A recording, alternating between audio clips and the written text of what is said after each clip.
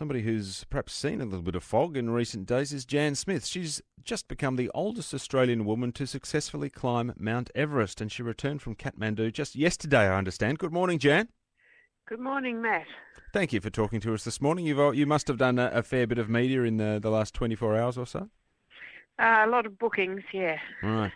And how are you feeling after what must be a fairly innovating effort to get to the top of Mount Everest?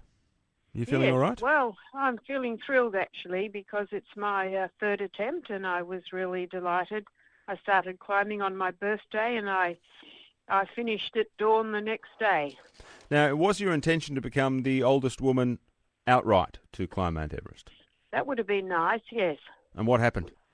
A Japanese woman of 73 pipped me to the post. Now, well, a lot of people will say that somebody over, say, the age of 60 is going to need a fair amount of help getting to the top of Mount Everest. Did you do it all yourself? I mean, were people carrying you at any stage? I had two very good Sherpas, Right.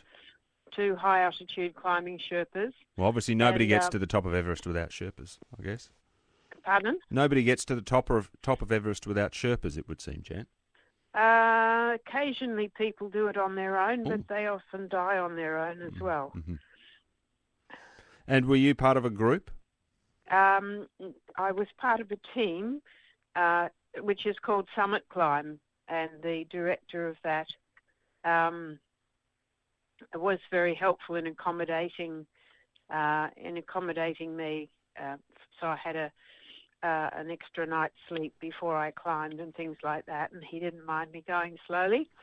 And so the Sherpas were quite patient, one in the front and one in the back. They carried extra oxygen for all of us, and so with that assistance, I was able to summit. When did the idea first form that you would like to get to the top of Everest? I've been climbing for 10 years, started off with trekking, saw the snowy peaks in the distance and in the background of some of my earlier summits on lower peaks, and I just thought that's my goal. So I've had two prior attempts on the south side in the 2 previous years. So and I got higher and higher each time, and then I changed companies, and I found that Summit Climb with Dan Mazur could accommodate my needs. how long does it take you to get from, say, the sort of level you are at when you're trekking to the top of the mountain? How long is that trip? This trip for Everest was 11 to 12 hours up, starting at about 6 or 7 at night and getting there at dawn about 6 the next morning. And on the way down, it was faster. It was more like 8 hours.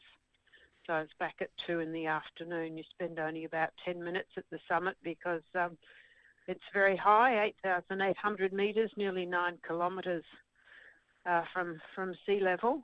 And your oxygen's being used all the time, so you tend to just take some photos and head down again. We watched the dawn. We looked at the 365-degree view you get there of all the mountain caps of the Himalaya beneath a layer of cloud, and it's all very magic.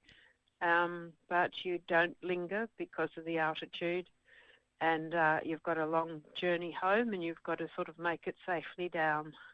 What kind of toll does it take on you physically, Jan?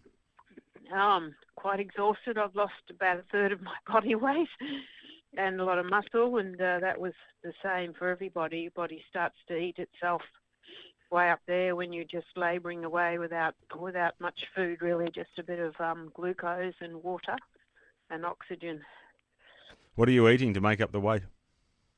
Now I'm eating everything healthy that I can think of, and there were sort of 4-course meals 3 times a day until my stomach kind of rebelled and I had to slow down, but it's the weight's gradually sort of bottom up. It sort of fills out your legs and so on. It's getting up to my arms now.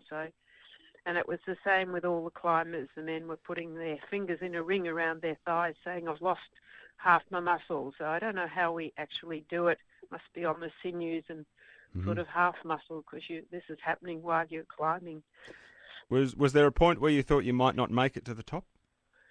No, when I knew I was sitting out on my birthday and here was my opportunity finally to head for the summit, I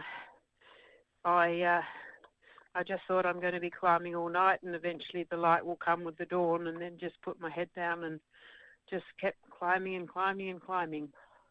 Have you made friends as a result of this trip? Yes, within our group, we've all got each other's emails, and was very grateful to the leader that he was understanding that, when I needed my extra night on oxygen, he gave me one of his tanks, and so I'm very indebted to him. And the others will be, I've only been home a day, so we'll be on the email to each other and exchanging photos, I imagine. What's next for you, Jan? Do you feel the need to go back up to the top and do it again, or is there something else on your list? Absolutely not, no. I don't feel that need at all. Quite the contrary. I feel I've done it now, so I don't know what I'll do next. It's a bit soon to say. Probably a bit of cycling with my husband, something that we can do around the base of mountains, maybe, not never mind the peaks anymore. And also, I imagine, meantime, a little bit of cooking, perhaps some comfort food. Cooking? I've just come home from Macca's for breakfast. Cooking's not my favourite thing, but yes, I have filled the fridge with food, and there will be some nice healthy soups and things like that back in Australia in the winter. And do you have a clear enough memory of being on top to replay it in your head? I do, yes. I looked around, I sort of photographed it in my mind. I had one or two photos left on the digital camera, but the rest of it, the 365, I just swung around and more or less photographed it with my eyes. The peaks, well, the dawn in one direction, and then these the peaks, the caps, they look like the caps of the mountains, because that was the highest one in the Himalaya, well, in the world for that matter, and it was a bit of a magical moment. I actually cried because my last two attempts were extremely thwarted. I haven't actually had a summit bid for Everest before, and so to be actually assisted with the Sherpas and the extra rest and so on just was wonderful to get that opportunity. Were the locals appropriately impressed with your effort, Jan? The locals are Tibetan yak pas, which are yak herders. So they have very little English. They more or less provide the yaks that bring up your fresh food to base camp, and then it's packed up on with the Sherpas, and porters carry it beyond the yaks' capacity. So the locals were more or less yaks in yak bars. So it's not populated. Of course, around 8,000 metres. So the yak people are on the Tibetan plateau. This is from the north, from Tibet. Nevertheless, your colleagues on the climb must have been suitably impressed, surely. Yes, well, they were summiting too. 3 out of 5 summited, so we were very pleased to be in a little club. And of course, quite a lot of people died, particularly on the south side, so I was really pleased that I'd chosen the north, which wasn't so crowded, and far about a third of the amount of climbers. So we had a clear shot. All the people that we saw on the way up were corpses, rather on the way down. A very daunting trip, so it makes that all the more impressive. Well done, congratulations, and thank you for talking to us this morning, Jan. Thanks very much, Matt. Bye. Bye. Jan Smith, the oldest Australian woman to successfully climb Mount Everest, is now safely back in her Melbourne home and doing